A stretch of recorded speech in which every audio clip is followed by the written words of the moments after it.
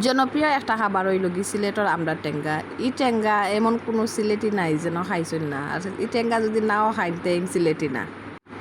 আবার এই রেসিপি সিলেটর বাইরে মানছে অনেক হেসিন না, অনেকে কমেন্ট আমারে কইছেন যেন এই রেসিপিটা দেওয়া লাগে, এর লাগে আজকে তুলিয়া ধরলাম। আসসালামু আলাইকুম এভরিওয়ান, ভালো আছেন সবাই? খুবই মজার সিলেটি আমরা টেঙ্গা আজকে রান্না করছি, আর আপনার লগে শেয়ারও করে নিব।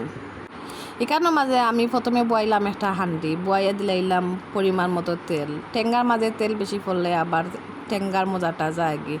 আর দিলাইলাম রসুন কুচিটারে আমি বালামতে লাল হরমু, এমনভাবে লাল হইব একটু খালসে বাপ ধরার লগে লগে আমি আমরাগুলা দিই। আমার কাছে আসিল ফুরুজেন হরা আমরা, আর ও আমরা গুণ দিয়ে আমি আজকে টেঙ্গা রানবো। কারণ হয়েছে আমি সবসময় ফুরুজেন হয়ে আমরা রাখি, আর সবসময় আমার ঘরে যেহেতু টেঙ্গা ধরার পরে লাগে সবসময় হাওয়া লাগে, তো দিলাইছি আমরা দিলাইছি লবণ আর দিমু হলুদ, আর লগে দিলাইলাম পেঁয়াজ। আসলে টেঙ্গার রান্দা তত বেশি মশলার দরকার পড়ে না, অল্প উপকরণেও হয়ে যায়।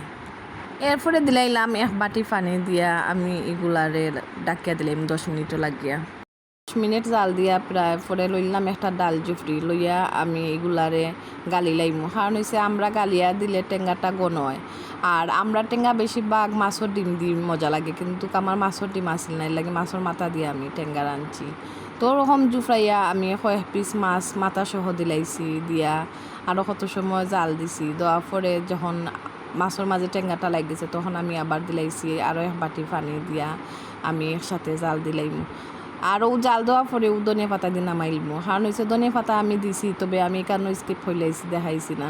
সো ফাইনালি টেঙ্গো হয়ে গেছে। আপনারা কি আর কি লক্কা বালা তাহলে সব আল্লাহ হাফিজ।